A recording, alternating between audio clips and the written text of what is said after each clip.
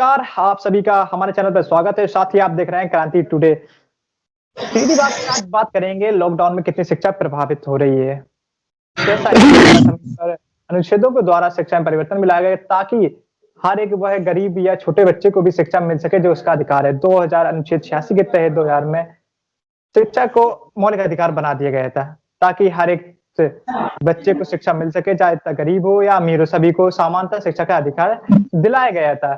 लेकिन सभी अधिकार रखे रह गए, सभी चीजें जितने कानून थे वह बने के बने रह गए क्योंकि इस समय कोरोना काल में जो कोरोना काल ने दिखाया है प्रभाव, उसको देखते हुए कुछ भी लागू नहीं हो सका है। सभी घर पर दुबके बैठे हुए, मंदिर, मस्जिद, स्कूल सभी बंद पड़े हुए हैं। साथ ही ऐसे में आज सीधी बात करते हैं कि सरकार जैसे बच्चों के लिए शिक्षा के लिए क्या कर रही है, क्योंकि शिक्षा उन छोटे बच्चों की प्रभावित नहीं हुई है, सभी की हुई है। जो नौकरी के लिए तैयारी कर रहे थे, किसी परीक्षा के लिए तैयारी कर रहे थे, उनकी भी शिक्षा प्रभावित हुई है। तो साथ में आज जुड़ेंगे समाजवादी पार्टी से मुकेश यादव जी हैं, तो डॉक्टर आलोक प्रजापति जी हैं, तो भाई सलीम मंसूरी हैं, जो पहले भी डिबेट में आ चुके हैं, अच्छे प्रवक्ता हैं और साथ ही अच्छा बोलते हैं। शिक्षा को लेकर काफी आपको व्याख्यान करेंगे और बताएंगे वो। साथ ही भाजपा पार्टी से जो कि शिवम तोमर जी हैं, कई बार डिबेट का हिस्सा आप चैनल पे देख चुके होंगे, तो आज फिर से सभी का बहुत बहुत स्वागत है हमारे चैनल पर। जी हेलो, आवाज आ रही है सभी के पास? जी, तो शुरुआत करते हैं शिक्षा को लेकर। तो शिवम जी, पहले आरोप प्रत्यारोप की राजनीति ना करते हुए, क्योंकि शिक्षा का मुद्दा है और मुकेश जी भी वैसे विपक्ष से बैठे हुए हैं, सत्ता में, तो छोटा सवाल से शुरुआत करते हैं कि इस समय कोरोना काल में सच शिक्षा को प्रभावित करने के लिए, हर एक बच्चे तक शिक्षा पहुंचाने के लिए सरकार क्या कड़े कदम उठा रही है? शिवम जी, पहला छोटा सवाल आपसे शुरुआत करते हैं। नसीम जी, आपको और आपके दर्शकों को और हमारे साथियों को भी हमारा नमस्कार। आपने जो शिक्षा को लेकर सवाल किया, मैं बता दूं आपको कि कोरोना महामारी, जो कोरोना का दौर चल रहा है पूरे विश्व में, किस प्रचंड लहर और प्रचंड इसका एक प्रकोप आप देख रहे होंगे। किस कैसी हालत है पूरे देश की और विश्व में भी, और माननीय मोदी जी के नेतृत्व में कुछ हद तक लगाम लगी है कोरोना में। और शिक्षा का जो सवाल रहा कि हमारी सरकार प्रयासरत है सभी को शिक्षा प्राप्त हो ऑनलाइन के माध्यम से। और जो 10वीं और 12वीं की परीक्षाएं थी, उसको लेकर सरकार ने 10वीं के छात्रों को उत्तीर्ण कर दिया गया है और 12वीं की शिक्षा परीक्षा को लेकर सरकार अभी अगस्त माह में बैठक करेगी। उसको लेके जुलाई में हो सकता है संभवतः कि 12वीं की परीक्षा हो जाए। अगर सब कुछ कुशल रहा तो निश्चित ही 12 की परीक्षा जुलाई में हो जाएंगी। सलीम जी, अच्छा, चलिए शिवम जी, ऐसे आपने कहा उत्तीर्ण कर दिया, लेकिन उत्तीर्ण करने से या पास कर देने से शिक्षा का समाधान नहीं है कि समाधान हो। साथ ही आपने कहा ऑनलाइन, तो एक छोटे छोटे परिवार तक, जो परिवार खाने को मोहताज होता है, 10,000 का मोबाइल नहीं खरीद पाएगा, तो कहीं ना कहीं इसमें शिक्षा प्रभावित हो रही है और जो बच्चे हैं उनको शिक्षा नहीं मिल पा रही है। ऑनलाइन शिक्षा अपनी कारगर साबित नहीं हो पाई है। एक लेख भी हम पढ़ रहे थे, जोरदार लिखा था उस पर कि कहीं ना कहीं सरकार इन मुद्दे को लेकर भटकाना चाहती है कि ऑनलाइन शिक्षा हम करवा रहे हैं, तो सरकार को कड़े कदम उठाना चाहिए ताकि उस बच्चे को भी शिक्षा मिल सके जो असक्षम है। अगर इतना सक्षम होता, अगर 10,000 का मोबाइल दिला के ऑनलाइन शिक्षा हासिल कराता, तो वो कहीं प्राथमिक विद्यालय, सरकारी विद्यालय में शिक्षा हासिल नहीं करा, वो भी बड़े बड़े मंत्री या अफसरों के स्कूल में जो बच्चे पढ़ते हैं उन्हीं स्कूल में पढ़ाता। तो सरकार को इसके लिए भी कुछ कड़े कदम उठाने चाहिए। सलीम जी, हम आपके पास आते हैं सीधे कि इस कोरोना काल में शिक्षा कितना प्रभावित हुई है, आपका क्या मानना है सलीम जी? माननीय पत्रकार महोदय, आपको और आपके दर्शकों को मेरा सलाम और मैं आपका आभार व्यक्त करता हूं कि आपने मुझे शिक्षा जैसे महत्वपूर्ण विषय के प्रति अपने विचार प्रस्तुत करने का मौका दिया। सबसे पहले मैं आपको बता दूं कि यहाँ पर सत्ता पक्ष के प्रवक्ता भी बैठे हैं। मैं ये कहना चाहूंगा कि जो शिक्षा में कमियां हैं उनको बिना किसी तथ्य के आधार पर, बिना किसी राजनीति के आधार पर स्वीकार करना होगा। और रही बात उसकी शिक्षा की, तो केवल शिक्षा से ही देश प्रभावित नहीं हुआ है। यहाँ पर गरीब जो है आर्थिक रूप से भी प्रभावित हो रहा है। गरीबों के पास खाने के लिए अन्न नहीं है, लगवाने के लिए वैक्सीन नहीं है, क्योंकि हमारी तो वैक्सीनें भी विदेशों में भेज दी गई है। तो केवल यहाँ पर ये कहना कि केवल भारत के अंदर शिक्षा का ही एक तरीके से लॉस हुआ है, नहीं, आज पूरा भारत तंगी की हालत में चल रहा है, क्योंकि जिस प्रकार देश में कोरोना का प्रकोप दिन प्रतिदिन बढ़ता जा रहा है, यह एक चिंता का विषय है। और मैं कहना चाहूंगा कि हमें आज ये आवश्यकता है कि हम सब मिलकर इस कोरोना के खिलाफ लड़ाई लड़े, बिना किसी राजनीति के, बिना किसी भेदभाव के। आपने बात की शिक्षा की। एक मिनट, जैसे आपने कहा है हम सबको लड़ाई लड़ना चाहिए, तो हमारे साथ डॉक्टर आलोक प्रजापति जुड़े हुए हैं, उनसे पूछेंगे कि इस कोरोना काल में कोई ऐसा समाधान है जो ऑनलाइन शिक्षा की जगह या स्कूल खुल सके, या कुछ दूसरा ऐसे आपकी क्या मानना है? आप डॉक्टरी सलाह देते हैं, क्या मानना है शिक्षा किस तरह हासिल हो सकती है उन बच्चों को कि संक्रमित भी ना हो, उन्हें शिक्षा मिल सके? क्योंकि ऑनलाइन शिक्षा पूरी तरह विफलताओं की ओर है, ऑनलाइन शिक्षा से कुछ नहीं हो सकता है, ये बात माननी पड़ेगी। डॉक्टर आलोक जी। बहुत बहुत धन्यवाद नसीम पत्रकार जी का, जो उन्होंने इस शिक्षा मुद्दे के लेकर मुझे इस डिबेट में संपर्क किया लोगों से। मैं सभी लोगों को नमस्कार। शिक्षा की अगर मान है तो इस समय शिक्षा पूर्णतः निल है, पूर्णतः निल है, क्योंकि एक कहावत है, घोड़ों के साथ गधे भी दौड़ रहे हैं। प्रमोट करना क्या होता है? आपने, चलिए, जो व्यक्ति 1 साल 2 साल से ट्यूशन, कोचिंग क्लासेस और हाई क्वालिटी पढ़ाई कर रहे हैं, उनके साथ में आपने प्रमोट कर दिया। उनको जिन्होंने पढ़ाई नहीं की, मस्ती की है और कुछ नहीं किया, ये क्या है? भविष्य नहीं बनेगा इनसे, इससे भविष्य और बिगड़ेगा। जो 5 साल में जो राजनीति शिक्षा होती है ना, वो सब बिगड़ जाएगी। जो व्यक्ति एक आस लगाता है कि हमें गवर्नमेंट जॉब मिलेगी, नौकरी मिलेगी, वो नहीं मिलेगी। वो सिर्फ इस मुद्दे पे रहेंगे वो लोग जो अच्छे परसेंट से पास भी हो गए हैं और उन्हें कुछ आता भी नहीं है, एक कुछ नहीं आता उनको, तो वो भी पास हो गए हैं, तो वो उत्तीर्ण वैसे क्या करेंगे कि अब नौकरी चाहिए सरकारी, तो सोर्स लगाएंगे नेता लोगों से, सोर्स लगाएंगे भाई, फिर वो ब्लैक मनी चलेगी। तो शिक्षा रही कहाँ इस समय? आप ही चलाते हैं ना, आप ही की लिस्ट हो जाती थी आपकी सरकार में, आपके अधिकारियों के पास, भैया चाचा की लिस्ट है। एक मिनट आलोक जी, हमने ये पूछा है कि सरकार को इस समय क्या ऐसा करना चाहिए? राजनीति नहीं, हमने राजनीति पहले बताया, राजनीति मुद्दे से भटकना, राजनीति की ओर नहीं जाना है। आपने कुछ समाज के लेकर, अगर आपके पास कुछ ऐसी राय है जिससे कारगर साबित हो सके देश के लिए, राजनीति की ओर नहीं जाइए कि सरकार ने क्या किया इस कोरोना काल में, आखिर ऐसे सरकार क्या करे? क्योंकि ऑनलाइन शिक्षा देखा गया, सरकार ने बहुत बड़े कदम उठाया, अच्छा कदम है शिक्षा के लिए, लेकिन कारगर साबित नहीं हो पाई है। ये पूछा कुछ ऐसा आपके पास? ठीक है, जैसा कि आपने कहा कि हमें कुछ उपाय बताइए, उपाय चाहिए कि हम बच्चों को कैसे अग्रसर करें शिक्षा को लेकर। तो हमारा ये मानना है, जो प्राइवेट टीचर्स हैं, जो गवर्नमेंट टीचर्स हैं, उनको एक ऐसी युक्ति निकालनी चाहिए कि हम घर घर शिक्षा दे सकें। घर मतलब आप देखो, गवर्नमेंट जो टीचर्स हैं उनको सैलरी पे हो रही है, तो अब जो निजीकरण वाले शिक्षक हैं उनको पे नहीं हो रही है, तो वो चाहते हैं रोजगार। कौन? प्राइवेट जो टीचर्स हैं वो रोजगार चाहते हैं, और इसी से शिक्षा आगे बढ़ेगी कि कहीं ना कहीं हमें एक ऐसी युक्ति निकालनी चाहिए कि हम निम्न कोटि और निम्न वर्ग के बच्चों को भी शिक्षा देने में सहायक हों। तो जैसे कि मान लीजिए आप कहीं एक संगोष्ठी बना लीजिए कि हमने एक नगर या मोहल्ले में, एक मिनट आलोक जी रोकेंगे। मुकेश जी, सरकार कहाँ विफल साबित हुई है शिक्षा को लेकर? खूब कड़े कदम उठाए हैं रोजगार के लेकर, मतलब कई मुद्दे बने रहे हैं, लेकिन सरकार हमेशा विफल रही है। लेकिन शिक्षा सबसे बड़ी मुद्दा रहता है हमेशा शिक्षा के लिए, क्योंकि हम शिक्षा के लिए कभी लड़े ही नहीं ना। तो मंदिर मस्जिदों के लिए लड़े, हम तो सब नेताओं के लिए लड़े, तो शिक्षा के लिए कहाँ सरकार से चूक हो रही इस कोरोना काल में? लगभग दूसरी लहर बता रही, दूसरी साल है और सभी बच्चे घर पर बैठे हुए हैं। बहुत बहुत धन्यवाद नसीम पत्रकार जी और हमारे सभी साथीगण, उनको भी धन्यवाद। मैं यहाँ पर सब कुछ मिल रहा लेकिन शिक्षा नहीं मिल रही। ऑल ओवर इंडिया का यही हाल है हमारे देश का कि शिक्षा को ही प्रभावित किया जा रहा है जानबूझकर, क्योंकि वो नहीं चाहते हैं कि हमारे आने वाली पीढ़ियां और शिक्षित हों और डेवलप हों मेंटली, क्योंकि वो शिक्षित होंगी तो हमसे सवाल करेंगी कि ये 20,000 करोड़ का ये बजट आ रहा, कहाँ जा रहा, कहाँ?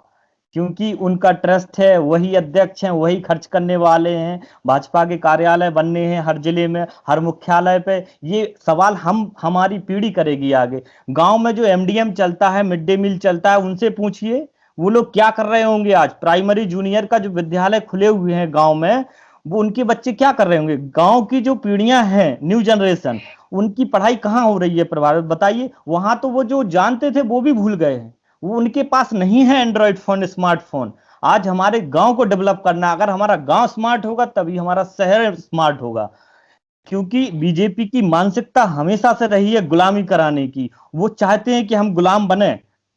हमारी जो दलित समाज है, दलित समाज आज हमारे पास निर्धन है, उनके पास नहीं है पैसे कि हम स्मार्टफोन खरीद सकें। बेचारे जो 2 वक्त का खाना बच्चों को जैसे तैसे करके मजदूरी करके खिला रहे हैं, वो कैसे स्मार्टफोन लेंगे 10,000 का या 20,000 का?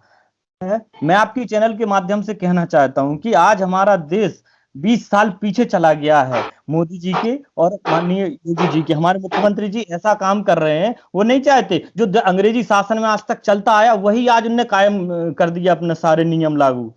वो दलित को बांट दिया उनने, सवर्ण को बांट दिया, बैकवर्ड को बांट दिया, कोई धर्म में, कोई जाति में, कोई बांट दिया है। अपना रुपया मंदिरों में लगाया जा रहा है, अपना रुपया भाजपा के कार्यालयों में लगाया जा रहा है। इसी चीज की उनका जो है पूरा मैनेजमेंट चल रहा है। उनके पास IITN रखे हुए हैं, पेड रखे हुए हैं, 2-2 4-4 लाख रुपए उनका महीने का सैलरी रखे हुए, वो अपना सोशल मीडिया पे अपना प्रचार कर रहे हैं। अभी कुछ समय पहले शायद सभी हमारे साथी जनों को शायद याद होगा कि बीजेपी एक मिनट मुकेश जी, शिवम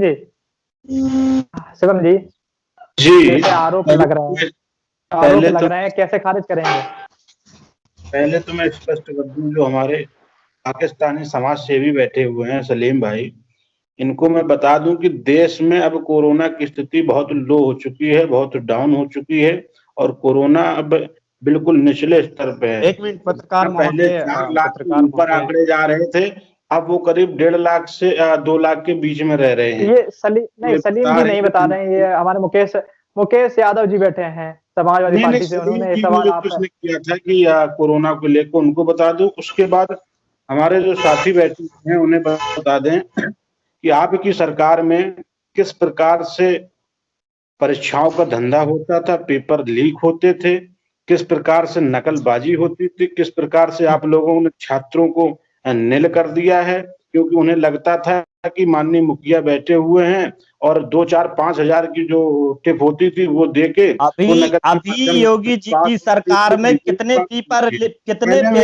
हुए हैं, कितने पेपर लीक हुए हैं? प्रवक्ता महोदय, मैं आपके एक प्रश्न का जवाब दूंगा, मेरे पास तथ्यों के आधार पर जवाब। एक एक करके बात कर लीजिए, बात तो सुनिए, एक एक करके अपनी अपनी बात रख लीजिए, अभी सुन लीजिए, फिर अपनी बात सबको रखने का मौका मिलेगा, समय पर्याप्त सबको मौका मिलेगा। सैम जी अपनी बात पूरी करिए। का जवाब दूंगा कि उन्होंने कहा कि अंग्रेजी हुकूमत की ओर बढ़ रही है भाजपा।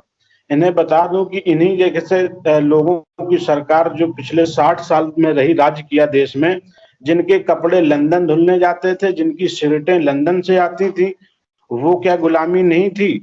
और बता दें हमारी सरकार नहीं थी महोदय जी, सुन लीजिए, आप वो हमारी सरकार नहीं थी। हम मोदी जी भी तो बिरयानी खाने के लिए पाकिस्तान जाते हैं। आप जैसे हमेशा किसानों की लड़ाई लड़ी है, हमने बिरयानी खाने के लिए पाकिस्तान जाते हैं, इस विषय पर नहीं बोलेंगे आप? देश के लोगों ने उनके खिलाफ आजादी लड़ी, आप सिगरेट पीते हैं उनके साथ बैठ के, आपके कपड़े लंदन धुलने जाते हैं। वाह भाई वाह, ये कौन सा राज हुआ? देश उस समय भुखमरी की सरकार में था, और इन लोगों को सरकार ने भी तो हमारी वैक्सीन विदेशों में भेजी है। इसके विषय में आप क्या कहना चाहेंगे प्रवक्ता महोदय? हमारी वैक्सीन पर सबसे पहला हक हमारा था, लेकिन हमको वैक्सीन ना लगाकर विदेशों में वैक्सीन भेजी जा रही है। बताइएगा भारत सरकार इसमें विफल क्यों नजर आ रही है? इस विषय में आप नहीं कहेंगे? कपड़ों का जिक्र ठीक है, चलिए शुरुआत करते हैं। जैसे कि इस शिक्षा की बात कर रहे हैं तो कहीं ना कहीं भटकना चाहिए राजनीति की ओर। तो सलीम जी अपनी बात रख रहे थे पूरी, चलिए सलीम जी अपनी बात पूरी करिए। देखिए, सबसे पहले तो शिक्षा का मुद्दा था, तो बहस भी शिक्षा पर ही होनी चाहिए। और सबसे पहले हम जान लेते हैं इंडियन लिटरेसी रेट रिपोर्ट के बारे में, वो क्या कहती है। क्योंकि भाजपा के प्रवक्ता महोदय ने तो शिक्षा के विषय पर कोई भी अपना जवाब नहीं दिया है, तो चलिए मैं ही बता देता हूं। जो मोटे मोटे आंकड़े हैं वो कुछ इस प्रकार हैं। राष्ट्रीय सांख्यिकी कार्यालय NSO के अनुसार, जहां से साक्षरता दर के जो आंकड़े हैं वो पेश किए जाते हैं, उसके अनुसार जो भारत की साक्षरता दर 77.7% है, जो कि वैश्विक आधार पर अगर देखा जाए तो उससे कई गुना कम है। साक्षरता दर की बात की जाए तो यहाँ पर जो ग्रामीण इलाके हैं, ग्रामीण इलाकों में 73.5% लिटरेसी है। और अगर बात की जाए सिटी की, शहरों के क्षेत्रों की, तो शहरी क्षेत्रों में जो आंकड़े 87.7% हैं।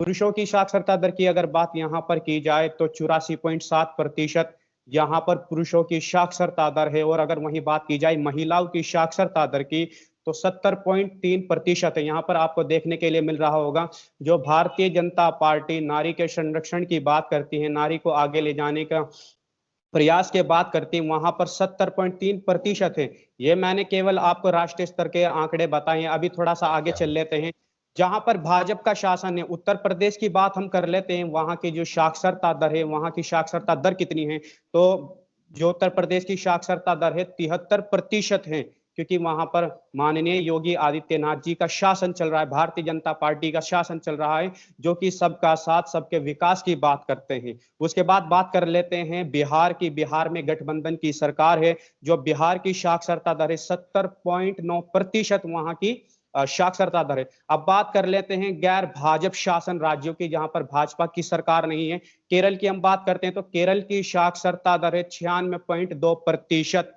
क्योंकि वहां पर भारतीय जनता पार्टी की सरकार नहीं है। हिंदू मुस्लिम के नाम पर वहां पर बहस नहीं होती है, मंदिर मस्जिद के नाम पर वहां पर मुद्दे नहीं उठाए जाते हैं, राजनीति नहीं होती है। उसके बाद हम बात कर लेते हैं अल्पसंख्यकों की, क्योंकि अगर देखा जाए आज भारत में मुस्लिम वर्ग एक ऐसा वर्ग है जो कि शिक्षा के क्षेत्र में सामाजिक रूप से, शैक्षिक रूप में सबसे पिछड़ा हुआ समाज है। अल्पसंख्यकों में सब समाज है तो वो केवल की रिपोर्ट हम जब देखते हैं तो हमें पता लगता है कि आज मुसलमानों के हालात बद से बदतर हैं। अनुसूचित जाति जनजाति से भी हालात इनके बहुत बुरे हैं। तो यहाँ पर जो मुस्लिम है, मुस्लिमों की साक्षरता दर देख लेते हैं, क्योंकि भारतीय जनता पार्टी सदैव ये कहती है कि सबका साथ सबका विकास। तो यहाँ पर जो लिटरेसी एक मिनट है सलीम जी, आप आंकड़े बहुत अच्छे रख रहे हैं, साक्षरता दर रख रहे हैं जो बेहतरीन है, लेकिन आपने एक सवाल करा कि मुस्लिम कहीं अशिक्षित रह जाते हैं, तो इसका कारण कहीं ना कहीं समाज में जागरूकता ना होना कारण भी माना जाता है, क्योंकि सरकार ने सबका साथ सबका पक्का नहीं। एक मिनट हाँ आप क्लियर कर देना। अगर सरकार सबका साथ सबका विकास की बात कर रही है तो कहीं ना कहीं इसे लाभ पहुंचा है।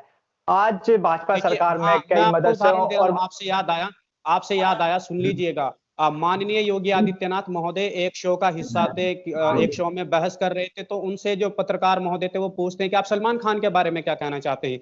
एक राज्य का मुख्यमंत्री, 22 करोड़ जनता का मुख्यमंत्री ये कहता है कि अगर सलमान खान का बाइकआउट हिंदू कर देता है तो सलमान खान भी एक आम मुसलमान की तरह सड़कों पर भटकने के लिए तैयार रहेंगे। कहीं ना कहीं खुद प्रदेश के मुख्यमंत्री ये स्वीकार करते हैं कि मुसलमानों के हालात बद से बदतर हैं। आज मुसलमानों के पास रोजगार नहीं है, शिक्षा के क्षेत्र में उनका कोई विकास नहीं हो रहा है, सरकार उनके प्रति कोई अपना रवैया नहीं अपना रही है। और अब जो लिटरेसी की बात की जाए तो 58.28% यहाँ पर एजुकेटेड हैं, केवल 58.28%। और इलिटरेट की अगर बात की जाए, निरक्षर की साक्षरता दर 58.28% है, और जो निरक्षर है वो 42.72% है। अब आप कहेंगे कि अल्पसंख्यकों में अगर आप अल्पसंख्यकों के आधार पर देखते हैं तो जो ईसाई है, ईसाई की जो परसेंटेज है 80.3% है, मुसलमान कई गुना ज्यादा है। सिखों की बात की जाए बौद्ध की तो बौद्ध की 72.7% है। अगर वही बात की जाए पारसी की तो 97.9%। ये स्पष्ट करते हैं आंकड़े के केवल मुसलमान ही शिक्षा के क्षेत्र में पिछड़ा हुआ है, केवल मुस्लिम वर्ग ही आर्थिक रूप से पिछड़ा हुआ है। जिस कौम का सबसे पहला शिक्षा मंत्री एक मुसलमान था, आज वही कौम सबसे अनपढ़, सबसे जाहिल है। और ये डाटा भी आ चुका है कि भारत में 4 भिखारियों में से एक भिखारी मुसलमान है। क्यों सरकार इनके विकास के लिए कार्य नहीं कर रही, क्यों सरकार इनके अंदर जागरूकता उत्पन्न नहीं कर रही है। और सच्चर कमेटी रिपोर्ट की बात हम कर लेते हैं। सच्चर कमेटी की रिपोर्ट सबसे महत्वपूर्ण है। 2005 में यूपीए की सरकार, मनमोहन सिंह की सरकार के नेतृत्व में दिल्ली के हाई कोर्ट के मुख्य न्यायाधीश जस्टिस राजेंद्र सच्चर की अध्यक्षता में समिति का गठन किया गया।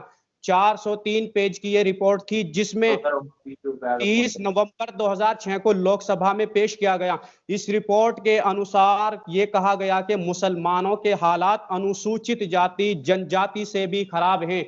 और उसमें ये बताया गया कि अगर इस रिपोर्ट में कुछ सिफारिशें की गई थी और ये कहा गया था कि अगर सरकार इन सिफारिशों पर अगर कोई कार्यवाही नहीं करती है तो आने वाले समय में मुस्लिम समाज सबसे ज्यादा पिछड़ा समाज होगा, आर्थिक रूप से, सामाजिक रूप से, शैक्षिक रूप से।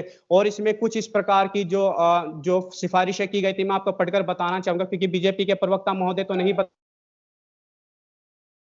आपको बता दूं। सबसे पहले ये कहा गया कि शिक्षा सुविधा 14 वर्ष तक के बच्चों को मुफ्त और उच्च गुणवत्ता वाली शिक्षा उपलब्ध कराना, मुस्लिम बाहुल्य क्षेत्र में सरकारी स्कूल खोलना, स्कॉलरशिप देना, मदरसों का आधुनिकरण आदि। आपने मदरसों को लेकर कहा था, तो मैंने स्पष्ट कर दिया कि सच्चर कमेटी की रिपोर्ट में यह कहा गया था कि मदरसों का आधुनिकरण करने की हम सबको आवश्यकता है। दूसरा सच्चर कमेटी की रिपोर्ट में पॉइंट क्या आता है, रोजगार में मुसलमानों का हिस्सा बढ़ाना। तीसरा आता है कौशल विकास, मुस्लिम बाहुल्य क्षेत्र में ITI पॉलिटेक्निक शिक्षण संस्थान खोलना। चौथा आता है वक्फ बोर्ड संपत्ति का बेहतर इस्तेमाल करना। फिर नेक्स्ट पॉइंट आता है चुनाव क्षेत्र के परिसीमन प्रक्रिया में इस बात का ध्यान रखना कि अल्पसंख्यक बाहुल्य इलाकों को SC के लिए आरक्षित ना किया जाए। खुद सच्चर कमेटी की रिपोर्ट में जो chief justice of high court Delhi थे, वो स्वीकार करते हैं कि जहां पर मुस्लिम बाहुल्य है उस क्षेत्र में किसी भी सीट को आरक्षित नहीं किया जाए, क्योंकि लेजिस्लेशन में भी अगर देखा जाए तो मुस्लिम सबसे ज्यादा पिछड़ा है। फिर उसके बाद ये कहा जाता है कि equal opportunity commission, national data bank का गठन किया जाना चाहिए। उसके बाद कहा जाता है कि मदरसों की डिग्री को डिफेंस, सिविल और बैंकिंग एग्जाम के लिए मान्यता देना चाहिए। ये सच्चर कमेटी की रिपोर्ट बता रहा हूं, मैं अपने तरफ से कोई डाटा नहीं बता रहा हूं। ये देखिएगा, सुन लीजिए, ये फर्जी आंकड़े आप न बताइए, और जो आप मुस्लिमों को दर्शन बता रहे हैं, एक मिनट, यूपीए की सरकार थी 2005 में, मनमोहन सिंह जी इसका नेतृत्व कर रहे थे, और दिल्ली के चीफ जस्टिस के अध्यक्षता में इस सच्चर कमेटी को गठित किया गया था, और आप इसको फर्जी आंकड़े बता रहे हैं। बीजेपी के प्रवक्ता महोदय, पहले आप पढ़कर आइएगा, आपको तमीज नहीं है, कहां से फर्जी आंकड़े बताए जा रहे हैं। आपने पढ़ा है सच्चर कमेटी की रिपोर्ट को? आप क्या जानते हैं सच्चर कमेटी की रिपोर्ट के बारे में? आपने अल्पसंख्यकों का शोषण किया है। आज नहीं बता पाएंगे, नहीं बता पाएंगे। अल्पसंख्यक समाज आर्थिक रूप से, सामाजिक रूप से, शैक्षिक रूप से पिछड़ा हुआ है। आप सबके साथ सबके विकास की बात करते हैं, लेकिन भारत में आपने जिस तरीके से दुनिया के सबसे बड़े लोकतंत्र को आपने रौंदा है, याद रखिएगा भारत की जनता आपसे हिसाब लेगी। और आप क्या बात कर रहे हैं कि भारत आधुनिकरण की ओर बढ़ रहा है? पहले हमारे देश की जो बातें की जाती थी वो अमेरिका और चाइना से कंपैरिजन किया जाता था। आज नेपाल, पाकिस्तान, बांग्लादेश से हमारे देश का कंपैरिजन किया जा रहा है। अरे जीडीपी देख लीजिए, ग्रोस डोमेस्टिक प्रोडक्ट हमारा कितना नीचे गिर रहा है, और आप बात कर रहे हैं कि देश विकास की ओर बढ़ रहा है। अरे आपके खुद के नेताओं को वैक्सीन नहीं मिल रही है, वेंटिलेटर नहीं मिल रहा है, बेड नहीं प्रोवाइड करा रहे हैं आप अपने नेताओं को, और आप जनता के संरक्षण की बात कर रहे हैं। अरे घर से पहले बाहर निकले, आप मुझे ये बताइए, आप कभी घर से बाहर गए हैं? हो जाती है। कभी घर से बाहर गए हैं? नरेंद्र मोदी जी विश्व में हमारी वैक्सीनों को भेज रहे हैं। ये बताइए महोदय, आप हिंदू राजनीति नहीं करते। आप शुरुआत में क्वेश्चन का जवाब दीजिए, आप कभी घर से बाहर निकले हैं? आपने आपत्तिजनक से मुझे संबोधित करते हुए कहा कि समाज सेवक मोहम्मद सलीम जी के अनुसार मैं बताना चाहता हूं, सुन लीजिएगा, हम बाय बर्थ भी इंडियन सिटीजन है, बाय चॉइस भी इंडियन सिटीजन है। हमारे पास दो अपॉर्चुनिटीज थी और हमने इस देश को चुना। अरे डॉक्टर कलाम ने इस देश के लिए मिसाइल बनाया, पावर में ब्रिगेडियर मोहम्मद उस्मान, वीर अब्दुल हमीद ने डिफेंस में किस तरीके से कार्य किया और अपने आप को अपने देश के लिए कुर्बान कर देते हैं। और यूसुफ हमीद जैसे लोग स्वास्थ्य विभाग पाकिस्तानी क्यों दिखाई देता है? मैं पूछना चाहता हूं, आपके नरेंद्र मोदी जी पाकिस्तान बिरयानी खाने के लिए जाते हैं, मोहम्मद सालिम तो पाकिस्तान नहीं गया बिरयानी खाने के लिए। आपकी सरकार के प्रधानमंत्री जी पाकिस्तान बिरयानी खाने के लिए जाते हैं। बताइए कौन सा मुसलमान पाकिस्तान बिरयानी खाने के लिए गया? आप केवल धार्मिक आधार पर आप मुद्दा भटका रहे हैं, बिरयानी और जर्दा और पुलाव की बात नहीं कर रहे हैं। आप बात सुनिए सलीम जी, यहाँ बात शिक्षा के लेकर हो रही है, जर्दा बिरयानी की बात नहीं हो रही है, खाने की बात नहीं हो रही है। जब शिक्षित हो पाएंगे तभी तो कुछ कर पाएंगे। शिक्षा की बात हो रही है, आप भटका रहे हैं। एक एक करके बात रखने का हमने पूरा मौका दिया। मुद्दा समस्या ये है ना, मुकेश जी आपने बात रखी, अपना रवैया अपनाती और इस मुद्दे को विकास की ओर लेकर जाती, तो आज करना चाहते हैं वो कर ही नहीं रहे हैं। होती हमारे सत्ताधारी प्रवक्ता हैं, सत्ताधारी पार्टी के प्रवक्ता जी, वो शिक्षा पर बात ही नहीं कर पाएंगे। जब आप तुष्टीकरण की राजनीति कर रहे हैं, आपको सिर्फ हिंदू मुसलमान दिख रहा है, तो आप बोल लीजिए, हमें बोल के फायदा क्या, हम तो करते नहीं हिंदू हिंदू मुस्लिम मुसलमान। की अपनी राजनीति बात रखने का पूरा मौका तो दीजिए। एक मिनट आप, एक मिनट रुकिए, एक मिनट सब लोग रुकिए। जी शिवम जी, अपने आप बात पूरी करिए। जैसे आरोप लगे हैं, आपने अभी तक राजनीति में सिर्फ धर्म जाति की राजनीति की है, ना तो हमने शिक्षा रोजगार पे कभी हम लड़े ही नहीं हो, ना ही इन पर बात की है। शिवम जी अपनी बात रखिए। आप ये बताइए, पिछले 6 साल में देश का मुसलमान भुखमरी में चला गया, देश का मुसलमान बर्बाद हो गया, देश के मुसलमान के साथ तुष्टीकरण होती रही। अब 60-65 साल जिन्होंने राज्य किया, उन्होंने क्या किया मुसलमानों के लिए, हमको बता दे जरा। दूसरी चीज, सलीम जी ये रही भी सपा सवाल जरूरी है। सरकार में किस सलीम जी तरह 60 से, साल सुन लीजिए किस तरह से मोहम्मद आजम खान ने अपने ही समाज के लोगों का शोषण किया, उनकी जमीन हथियाई। माननीय योगी जी ने उस जमीन वो को कोर्ट का मुसलमानों को मामला दिलाने है, का आप कार्य किया। उसको यहाँ पर मत सुन लीजिए जोड़िएगा। पहले यार, सुन लीजिए वो दीवानी किस विधि है, तरीके से उसका आप फैसला कोर्ट के मुझे मेरी माध्यम से बात किया सुनिए। जाएगा। भारतीय जनता पार्टी के प्रवक्ता उसका निर्णय नहीं देंगे। वो मुकदमा कोर्ट में चल रहा है, आप उसके विषय में ना ही बोले तो ही अच्छा है। आपने कहा कि 60-65 सालों में जो सरकार थी उन्होंने क्या किया, आपने खुद स्वीकार कर लिया कि हम भी उन्हीं के जैसे हैं। चलिए मानते हैं उन्होंने कुछ नहीं किया, पर आप तो कुछ करने के नाम पर भारत की सरकार भारत में आए थे, लेकिन आपने ही कौन सा क्या कर दिया 7 सालों में? बता। आप भी तो सबका साथ सबके विकास की बात करते हो। नहीं, इनकी सुई वहीं आके अटकती है, राजीव गांधी पर।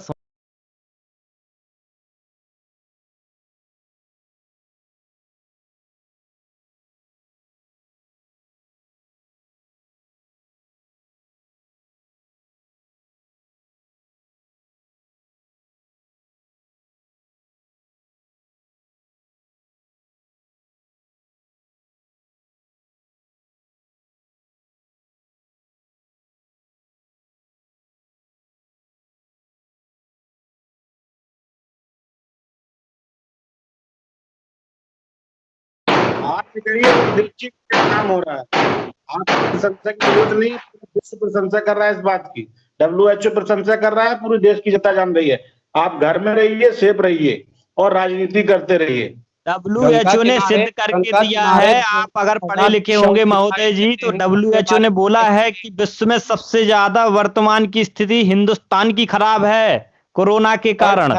ऑर्गेनाइजेशन की आप बात कर रहे हैं, पहले डाटा पढ़ लीजिए, पढ़कर आप आते नहीं प्रकार से भारत लड़ रहा है कोरोना से, इसके लिए भलाई के पात्र है। लिटरेसी रेट रिपोर्ट को फर्जी बता रहे हैं, आप सच्चर कमेटी की रिपोर्ट को फर्जी बता रहे हैं। आप पढ़कर के आते हैं, पहले थोड़ा पढ़कर आइएगा प्रवक्ता महोदय, तब जाकर आंकड़ों पर बात कीजिए। आपके पास आंकड़े ही नहीं है। 3.5 एक मिनट चलिए, एक मिनट ये उसको भी आप फर्जी बताएंगे क्या? सलीम जी बस एक मिनट रुकिए। सलीम जी रुकिए एक मिनट, सलीम जी एक मिनट रुकिए आप। अरे एक मिनट रुकिए सलीम जी, एक मिनट रुकिए, बात पूरी करने दीजिए उन्हें पूरी। जी साहब जी बोलिए।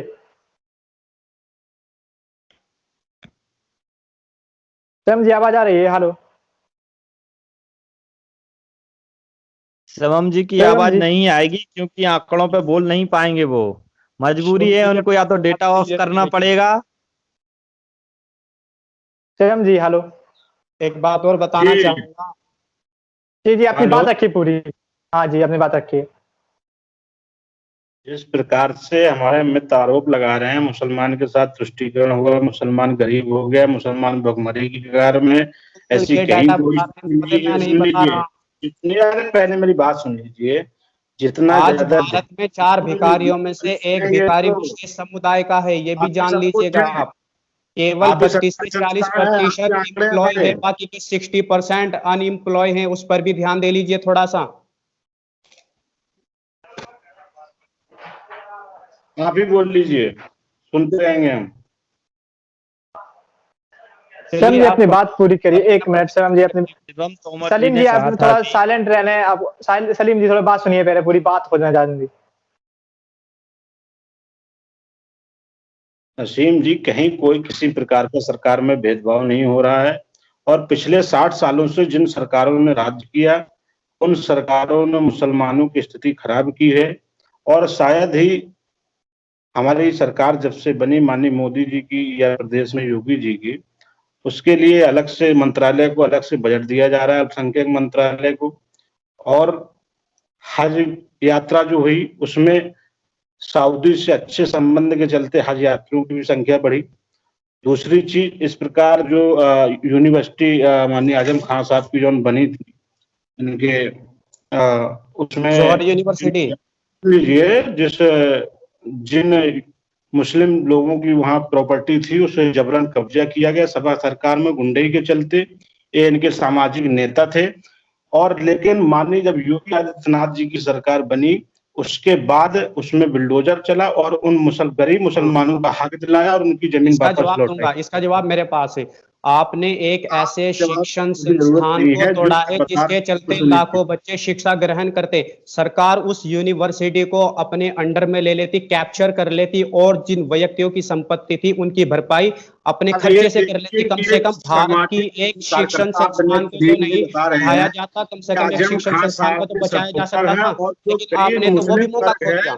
उनको मिटाने का काम कर रहे हैं, उनके साथ नहीं खड़े हो रहे हैं। आजम खान साहब की इन्हें चिंता है, लेकिन जो गरीब मुसलमान हैं उनकी इन्हें चिंता नहीं है कि माननीय योगी आदित्यनाथ महोदय जी, आपको शायद जानकारी हो कि जौहर यूनिवर्सिटी में जो मोमडन समाज के लोग ही वहां शिक्षा करते हैं, ऐसा नहीं है, सभी लोग शिक्षा ग्रहण करते हैं, लेकिन वहां फीस नहीं लगती है। फीस नहीं लगती है, वहां गरीब बच्चे ही पढ़ते हैं महोदय जी। बात सुन लीजिए। उस यूनिवर्सिटी को इसी बिहार पर ढा दिया गया कि कहीं अल्पसंख्यक जो विशेष समुदाय है वो शिक्षा ग्रहण न कर ले, शिक्षा के क्षेत्र में अगड़े ना हो जाए, क्योंकि ये लोग तो हमें अगड़े देखना ही नहीं चाहते हैं, ये तो हमें पिछड़ा देखना चाहते हैं। मुसलमान आपको सुन रहे हैं और जान रहे हैं कि आपको गरीब मुसलमान की चिंता है कि अमीर आजम खां की चिंता है।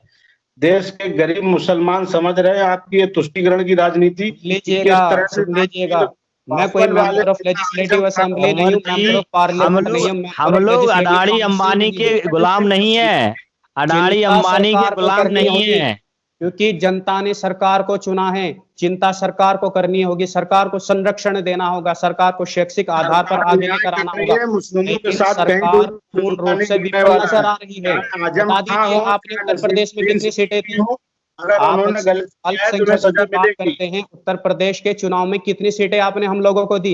बता दीजिए। बताइए, मैंने सीटें नहीं दी, जनता ने आपको सीटें दी। सरकार में कितनी सीटें दी? केंद्र सरकार में आपने कितने टिकट हमको दिए? आप तो सबका साथ सबका विकास की बात करते हैं। आप केवल ध्रुवीकरण की राजनीति करते हैं। जब आपके पास सवालों के जवाब नहीं होते तब आप धार्मिक रंग देने का प्रयास करते हैं। शिक्षा के क्षेत्र में नहीं बोलेंगे, क्योंकि अगर शिक्षा का क्षेत्र की शिक्षा की हालत बहुत ही खस्ता हाल है। मुस्लिमों के साथ तुष्टिकरण की राजनीति कर रहे हैं। आपने पिछले 60 साल तक महिलाओं को हक नहीं दिलाया, 3 बार बस तलाक तलाक कह दिया। वो महिलाएं नसीम जी, इसका जवाब मेरे पास बहुत अच्छा है।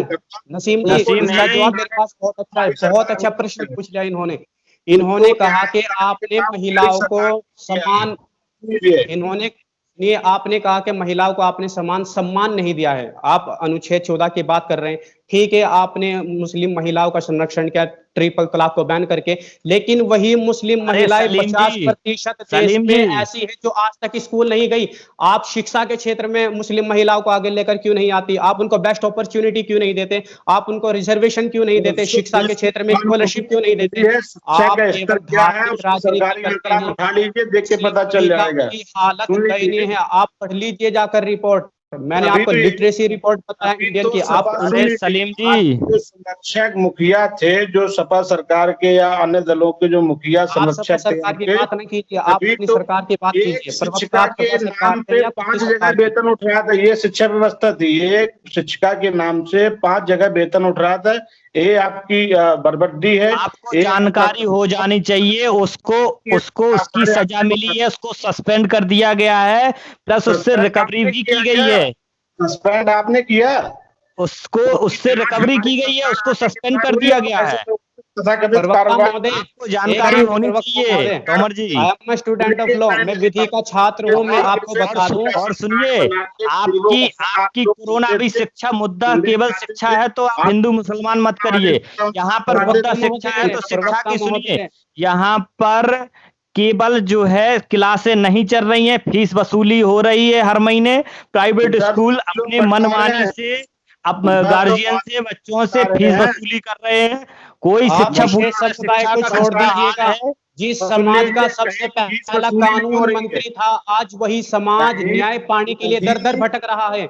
आज दलित समाज को भी न्याय नहीं मिल रहा है। मत हटिए। बता दीजिए, जिस समाज का शिक्षा सबसे की पहला क्या शिक्षा स्थिति मंत्री हो था, गई वो है, शिक्षा के क्षेत्र ये में अच्छे से पिछड़ा आप हुआ है। समझ रहे हैं, लेकिन आप बोल नहीं पाएंगे क्योंकि आप जो है उनकी पैरवी करने वाले एजेंट हैं।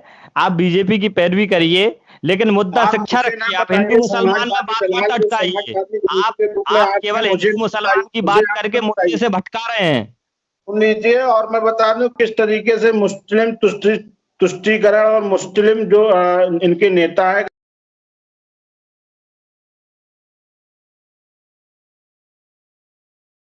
भारतीय जनता अरे पार्टी तोमर के जी, आपने हमारे एक साथी को बोला है कि आप पाकिस्तानी तरफदारी कर रहे हैं, पाकिस्तान से आए हैं। अरे वो अगर हिंदुस्तान का कोई मुसलमान है तो मुसलमान होना गुनाह है क्या? अभी मुसलमान देशों से ऑक्सीजन के सिलेंडर वहां से कंटेनर भर भर के आए, तब वो मुसलमान नहीं थे? उनकी ऑक्सीजन हम लोगों ने इस्तेमाल की, वो क्या हुआ? हमने अजीम हजारों शाह लाखों प्रेम करोड़ों जी, लोगों की जान बचाई है। वो लोग मुसलमान थे, उनने भी तो दिया हमें डोनेट करके, तब शर्म नहीं आई तुम लोगों को? अजीम शाह प्रेम जी सबसे बड़े डोनर है भारत के, तब कोई मुसलमान नहीं दिखाई देता। यूसुफ हमीद जी नहीं जो नहीं, सिप्ला अगर कंपनी वो को हमीद हमारे, तब कोई मुसलमान मुसलमान हैं, नहीं से दिखाई भटकाने देता। वाली बात नहीं वीर है, ये अब्दुल हमीद जी हिंदू भारत की मुसलमान लड़ाई लड़ते करेंगे। तब कोई मुसलमान नहीं दिखाई मुसलमान है, देता। गरीब ब्रिगेडियर मुसलमान मोहम्मद मुसलमान उस्मान, नहीं। अरे कश्मीर कैप्चर कर लिया था पाकिस्तान में, ब्रिगेडियर मोहम्मद उस्मान 1948 में छुड़ा कर लाते हैं कश्मीर से नौशेरा को, और पाकिस्तान की उन तरफ से देशभक्तों से ब्रिगेडियर कुछ तो मोहम्मद सीख उस्मान को लीजिए, ऑफर दिया गया कि आप उन अगर देशभक्तों से पाकिस्तान की कुछ तो सेना सीख ज्वाइन लीजिए। करते हैं तब आपको 50,000 और जनरल कमांडर इन चीफ बना दिया जाएगा पाकिस्तान की सेना का। लेकिन ब्रिगेडियर मोहम्मद देशभक्तों उस्मान से इस कुछ ऑफर को तो सीख ठुकरा देते हैं लीजिए। और अपने आप को अपने देश के खातिर कुर्बान कर देते हैं। और आज उन आपको प्रत्येक देशभक्तों से कुछ मुसलमान तो सीख पाकिस्तानी लीजिए नजर आप। आता है। क्यों आप धार्मिक उन चश्मे से देशभक्तों से कुछ तो व्यक्तियों सीख को देखने का लीजिए। प्रयास कर रहे हैं? प्रवक्ता महोदय बताइए, तब आपको कोई मुसलमान दिखाई नहीं देता जब भारत के लिए हम अपनी जानों की कुर्बानी देते हैं, भारत की कंट्रीब्यूशन के लिए हम अपनी जानों को कुर्बान कर देते हैं, तब कोई मुसलमान आपको दिखाई नहीं देता? आप उन वीरों का ध्यान हमारी सरकार रखती है और उनके साथ आपने जब अपमानित सुन किया लीजिए, है, आपने पहले मेरी अपमानित किया बात है सुन उन लीजिए। वीरों उनको को। सम्मान देने का कार्य हमारी सरकार कर रही है, आपसे पूछने की जरूरत नहीं है। दूसरी चीज, आपको उनसे सीख लेने की जरूरत है। जो आप चरमपंथी वाली भाषा यूज कर रहे सर्टिफिकेट हैं, मत दीजिएगा, भड़काने वाली सर्टिफिकेट भाषा मत यूज कर रहे दीजिए, हैं और गरीब सर्टिफिकेट मत मुसलमानों दीजिए। को धोखा भारतीय देने का काम संविधान का कर रहे हैं। छात्र हूँ, आजम खां के विधि का आप छात्र एजेंट हूँ, हैं, सर्टिफिकेट नसीरुद्दीन मत दीजिए। सिद्दीकी के आप एजेंट हैं। वो एजेंट गिरी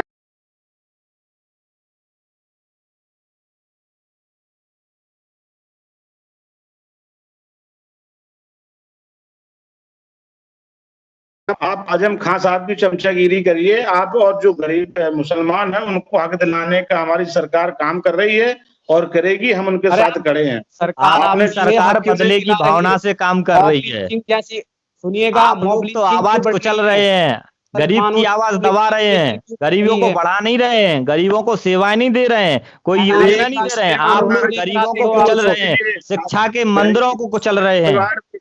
परिवार की भारतीय बेटी जनता को पार्टी कोर्ट की शादी में अवहेलना कर अनुदान केवल देने का मस्जिद काम को हमारी डिमोलिश सरकार कर ने किया। सकती है। जाकर अल्पसंख्यक देख लीजिए मंत्रालय से हाई कोर्ट का क्या निर्णय था कि 30 गरीब तारीख तक मुसलमानों अगर को लॉकडाउन है तो स्कॉलरशिप में सरकार कोई पढ़ने भी की संपत्ति अनुमति दी है। डिमोलिश नहीं करती। लेकिन कहीं ना कहीं मुसलमानों की मस्जिद को डिमोलिश कर दिया जाता है। बताइए, क्या आपने कानून की अवहेलना नहीं की? हाई कोर्ट सीधे तौर पर यह कहता है कि जब तक 30 तारीख तक लॉकडाउन है कोई भी डिमोलिश आप नहीं करेंगे, लेकिन सरकार डिमोलिश करती है। तो क्या ये लॉ का वायलेशन नहीं है? बता दीजिए हमारे प्रवक्ता, आप संरक्षण की 135 बात करते हैं। करोड़ देशवासी हैं, ना उसमें कोई हिंदू है ना मुसलमान है। आप हमारे देख लिए रहे हैं तो मुसलमान 135 के नाम करोड़ पर देशवासी हमारे नागरिक हैं, हमारे नागरिक हैं। सुन लीजिए, हम उसमें हिंदू आपने तो अपने मुसलमान नहीं नागरिक को देखते हैं। पाकिस्तानी बता दिया आपसे था। सम्मान लेने की आप बात नहीं है। आप आजम खान साहब के एजेंट बने रहिए, आप आजम खान साहब के एजेंट बने रहिए। गरीब मुसलमानों की आपको बिल्कुल चिंता नहीं है। आपको समझ आना चाहिए, आजम खान साहब मेंबर ऑफ पार्लियामेंट हैं, भारत के सबसे बड़े सदन के सदस्य हैं, उनके प्रति आप गरिमा बना के रखें। अभी तो जेल में है। इतने अच्छे कार्य उन्होंने किए हैं कि क्या मतलब इतना अवार्ड मिल रहा है उनको, अवार्ड दे रहा है। अमित शाह जी तड़ी पार नहीं थे क्या?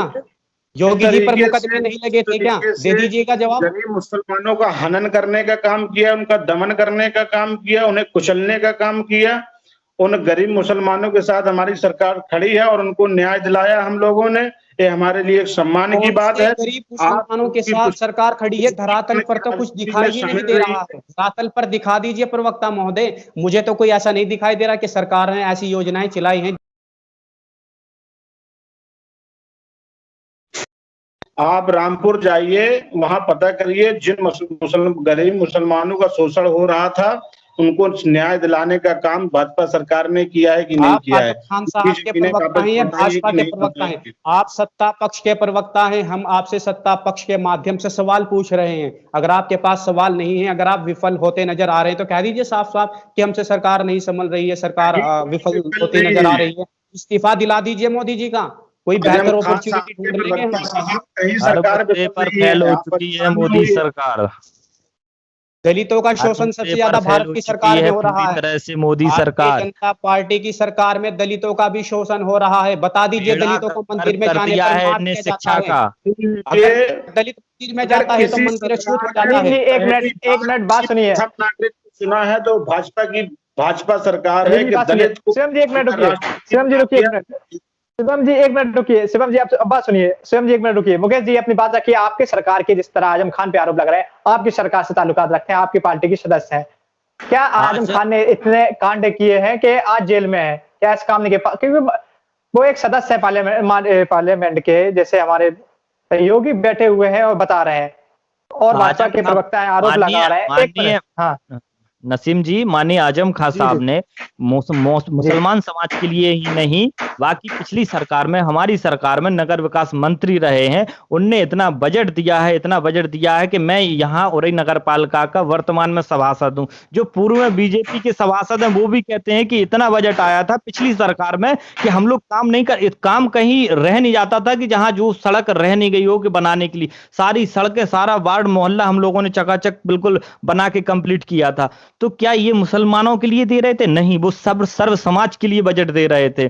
उनने शिक्षा के लिए रामपुर में जौहर यूनिवर्सिटी खोली है, जो किसी एक समाज के लिए नहीं है, और उसमें गरीबों के बच्चे पढ़ रहे हैं, वो मुसलमानों का दमन करके क्यों निःशुल्क पढ़ रहे हैं, जहां रुपया उनका खर्च नहीं हो रहा है, फिर भी इनने उसको शिक्षा के मंदिर को तोड़ने का काम किया। उनने जो है लोगों को उकसाया, वहां के लोगों, लेकिन कोई नहीं आया लोकल का। इन लोगों ने बुलडोजर चलाए, उनका गेट तोड़वाया, यूनिवर्सिटी को कैप्चर करने का काम किया है। ये बदले की भावना से काम, शिक्षा से कोई मतलब नहीं। मैं इतनी देर से सुन रहा हूँ, मेरी बात सुनिए। मैं इतनी देर से सुन रहा हूँ, मेरी बात सुनिए।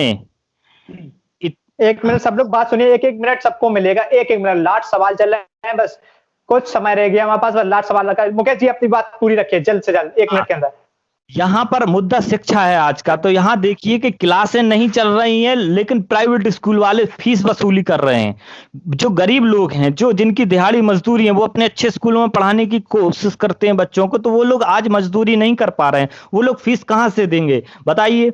फीस वसूली जा रही है मनमाने ढंग से। इनकी कोई फीस की निश्चित भी नहीं है कि हमें किसी को 5,000 रुपए पर मंथ लेना है, किसी को 6,000 रुपए देना है, किसी को 10,000 रुपए पर मंथ। उनको खाने के लाले पड़े हुए हैं, लेकिन यहाँ पे कोई कार्रवाई नहीं की जा रही है। यहाँ पे कहीं इंजेक्शन ब्लैक में हो रहे हैं, कहीं सिलेंडर, ऑक्सीजन के सिलेंडर ब्लैक में हो रहे हैं। ठीक, आपके सवालों को जवाब सत्ता पक्ष के बैठे प्रवक्ता देंगे। 1 मिनट, ठीक है। शिवम जी, यहाँ बात शिक्षा की हो रही थी, मंदिर मस्जिद की नहीं। अपनी बात 1 मिनट में रखने पूरी।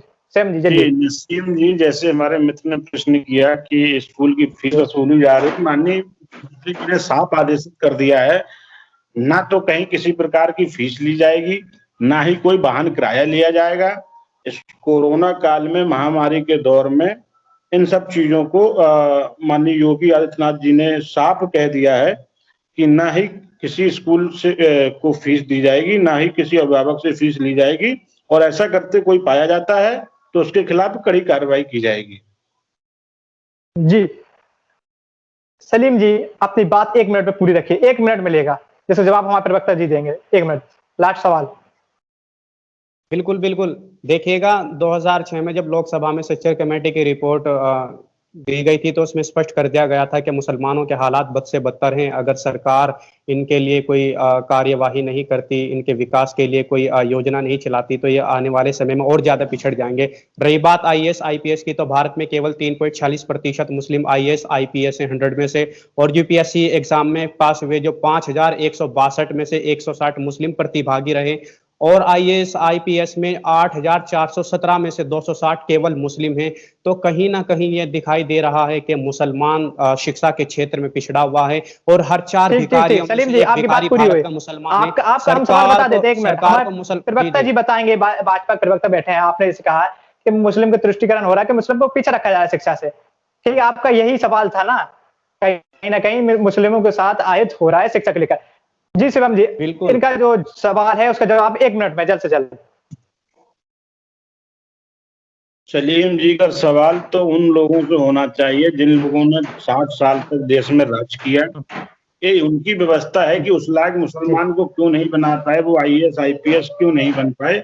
लेकिन हाँ, उन सरकारों ने इतना जरूर कर दिया कि उन्हें दंगाई बना दिया, उन्हें अपराधी बना दिया और उनसे तुष्टिकरण, जिस तरह से बंगाल में नंगा नाच मचा रखा है, किस तरह से हिंदुओं के साथ वहां पे मारपीट की घटना को अंजाम दिया जा रहा है, किस तरह से लोकतंत्र और संविधान की धज्जियां उड़ाई जा रही हैं इस आप चैनल के माध्यम से, और आप देख रहे होंगे क्या इस समय स्थिति है भाजपा वाले संविधान की दुहाई दे रहे हैं, जो सबसे ज्यादा लोकतंत्र को शर्मसार करते हैं। सलीम जी, आप बात सुनिए, आप बात सुनिए। हम लोग ने कभी शिक्षा के लिए लड़ाई नहीं, ये बात में सच्चाई है। सलीम जी, 1 मिनट रुकिए, मुकेश जी रुकिए। हमने मुकेश जी मानते, ठीक है, 1 मिनट रुकिए। हम लोग ने कभी शिक्षा के लिए लड़ाई नहीं ना। आज हम बात शिक्षा की कर रहे हैं, जब एक महामारी आई है, जब हमें अपनी असलियत पता लगी है कि हम लोग सिर्फ मंदिर मस्जिद के लिए लड़ रहे थे। ये स्पष्ट इस डिबेट में दिखाई दिया है किसकी क्या मानसिकता है। हम लोग अगर शिक्षा के लिए पहले से लड़ते, रोजगार के लिए पहले से लड़ते, तो जरूरी नहीं है 6 साल वाली भाजपा सरकार, हमें बहुत पहले हमें अपने अधिकार मिल चुके होते, लेकिन हम लोग ने ये कभी सोचा ही नहीं है। मेन चीज तो ये है, हमें तो भाजपा पे आरोप लगाया कोई मतलब नहीं है। पहले अधिकार ले चुके होते, यही है। अपना कीमती समय देने के लिए सबका बहुत बहुत धन्यवाद। शिवम जी, बात डिबेट यहीं खत्म होती है और जो मुद्दा था उस पर कहीं ना कहीं भटकी हुई दिखे, उसमें मानसिकता सबकी साफ स्पष्ट दिखाई दी है। हम लोग कभी शिक्षा के लिए लड़े नहीं, लेकिन अधिकार सबको चाहिए। तो हम पहले से अगर शिक्षा के लिए लड़ते, रोजगार के लिए लड़ते, अपने बच्चों के लिए लड़ते, तो आज ये स्थिति जो गंभीर आई है, तो हमें जरूरत नहीं पड़ती, कहने की जरूरत नहीं पड़ती कि हमारे समाज को या हमारे धर्म को या हमारे देश को ये चीज नहीं मिल पा रही है। हम लोग पहले से सक्षम होते, हम लोग पहले से इतने कमजोर थे कि हम अब आरोप प्रत्यारोप की राजनीति कर रहे हैं, जब कुछ नहीं मिल रहा है, असलियत जब सामने आई निकल कर। आज 6 साल वाली भाजपा का इसमें कोई कसूर नहीं है, 6 साल या 7 साल से भाजपा है, भाजपा ने सब कर दिखाया। पहले से ही कमजोर थे हम। आज तो जैसे माना जा रहा है, जो सरकार कर रही है, कहीं ना कहीं इस महामारी खत्म करने के लिए कर रही है, वो शरणीय है। तो हम पहले से लड़ते। तो हमेशा अगर अब महामारी खत्म होती है, तो हमें शिक्षा और रोजगार, इन मुद्दों पे लिए लड़ना है, ना कि राजनीति के लिए, धर्म जाति के लिए, मंदिर मस्जिद के लिए। अगर आज कुछ चीज काम आ रही है, सिर्फ डॉक्टर पढ़े लिखे, क्योंकि उन्हें शिक्षा हासिल करी है। अगर हम पहले मंदिर मस्जिद के लिए लड़ते, अस्पताल और स्कूलों के लिए लड़ते, तो शायद कहीं ना कहीं वही काम आते आज पढ़े लिखे लोग। हम लोग ने पहले ही ये निर्णय ले लिया था कि हमें 50 मंदिर चाहिए या उन्हें 100 मस्जिदें चाहिए। ये निश्चय कोई निर्णय नहीं लिया था, हमें ये पार्टी आ जाएगी मस्जिद मस्जिद में। तो कहीं ना कहीं इसमें कमी हम लोगों की है। तो अपना कीमती समय देने के सबका बहुत बहुत धन्यवाद। तो बने रहिए हमारे साथ, तो देखते रहिए क्रांति।